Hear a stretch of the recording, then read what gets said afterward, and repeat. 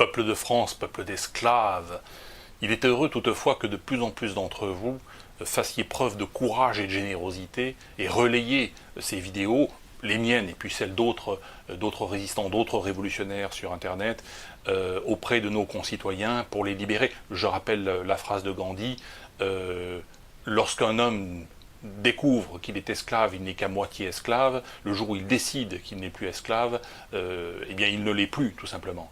Donc le but de ces vidéos, encore une fois, c'est la libération du peuple. Aujourd'hui, le sujet abordé, c'est celui du communisme et de l'anticapitalisme.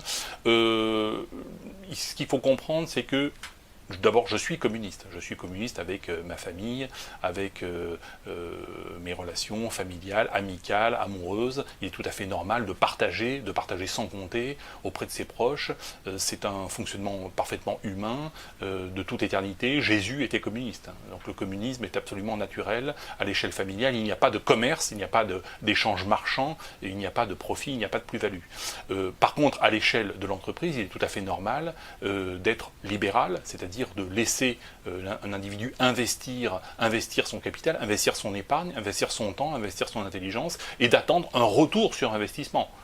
Ce n'est que justice. Bon.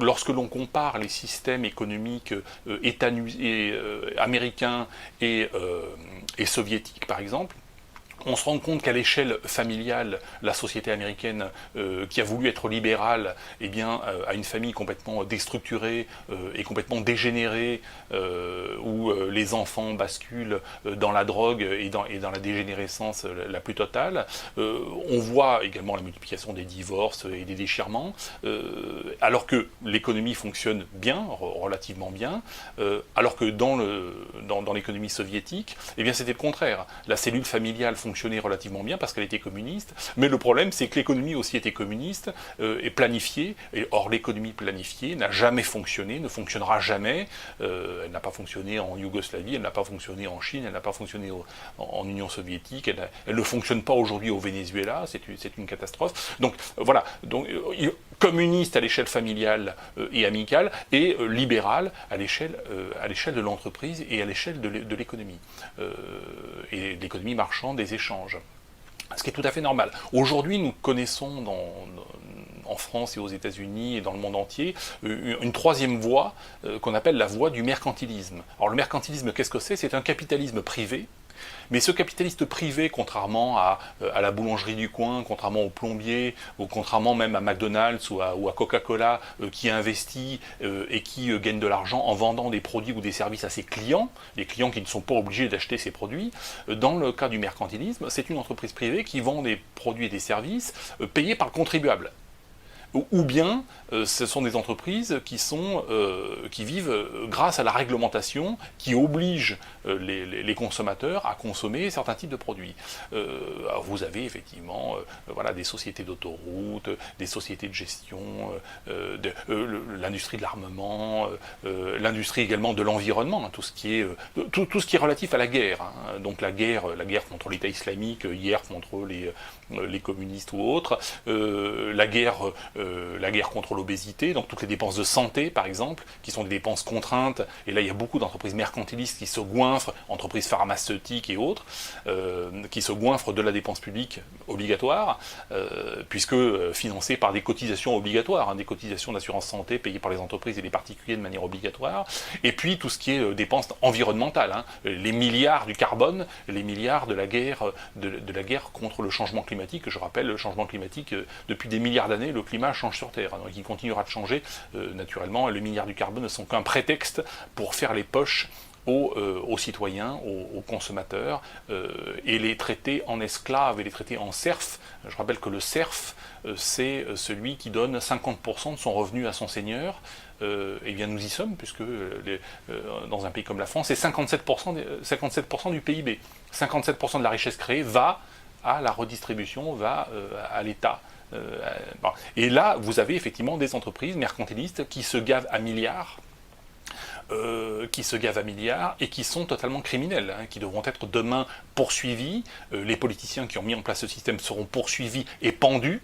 Et moi, commandant Aubenas, aujourd'hui commandant Aubenas, demain consul Aubenas, Je les ferai poursuivre et je les ferai pendre par la justice du peuple et par le tribunal du peuple, après un procès équitable.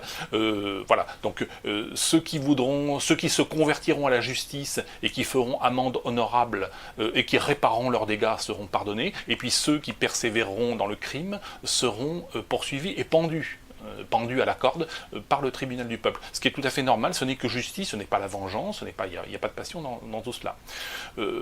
Un pays comme le Royaume-Uni aujourd'hui est confronté au Brexit, parce que le peuple britannique a décidé de sortir de l'Union européenne, ce qui est, voilà, c'est son droit souverain, et le gouvernement de Theresa May se comporte, ne parvient pas à négocier avec l'Union européenne. Mais qu'est-ce que l'Union européenne? En fait, c'est une association de pays qui pratique le mercantilisme et qui pratique la fermeture des frontières commerciales à l'échelle du monde. Et le Royaume-Uni essaie de négocier des accords, tout en voulant sortir des accords mercantilistes, on veut négocier d'autres accords mercantilistes. Ça ne peut pas fonctionner. Ce que doit faire aujourd'hui un Premier ministre comme Theresa May, qui est complètement incompétente, et ce que je ferai à sa place, c'est de faire du Royaume-Uni un paradis fiscal et un paradis réglementaire, grâce aux économies, puisque le Royaume-Uni n'a plus besoin de payer des cotisations à l'Union européenne et de respecter toutes ces réglementations plus débiles les unes que les autres. Donc paradis fiscal, paradis réglementaire, et supprimer les barrières douanières de manière unilatérale. C'est-à-dire que tout ce qui rentre au Royaume-Uni n'est pas taxé, donc le consommateur britannique n'est pas taxé, l'entreprise britannique n'est pas taxée, ce qui la rend encore plus compétitive. Par contre, si les étrangers veulent taxer les produits qui sortent du Royaume-Uni, ils peuvent le faire, mais ils ne font que taxer leurs propres consommateurs, ce qui est complètement stupide. Si Theresa May faisait cette politique, elle ferait même exploser l'Union européenne, puisque beaucoup d'entreprises libérales authentiques partiraient s'installer au Royaume-Uni, et l'Union européenne serait obligée, elle aussi, d'abattre ces barrières douanières. Donc les barrières douanières coûtent cher, la guerre commerciale coûte cher et souvent le préalable à une vraie guerre. Rappelons que des pays comme le Japon, par exemple, sont entrés en guerre au cours de la Seconde Guerre mondiale parce qu'ils ont été étranglés par les barrières douanières américaines. Donc voilà. Voilà où est-ce qu'on en est. Donc je garantis, moi, comme Andrew Bonas, que demain au pouvoir, je ferai de la France un paradis fiscal et un paradis réglementaire, parce que ce n'est que justice, parce que c'est comme ça que fonctionne l'économie, et je poursuivrai devant la justice les criminels qui ont ruiné le peuple, hein, qui sont des ennemis du peuple et qui devront être jugés par le peuple, ce qui, encore une fois, qui n'est que justice. Merci à toutes et à tous et je vous dis à bientôt.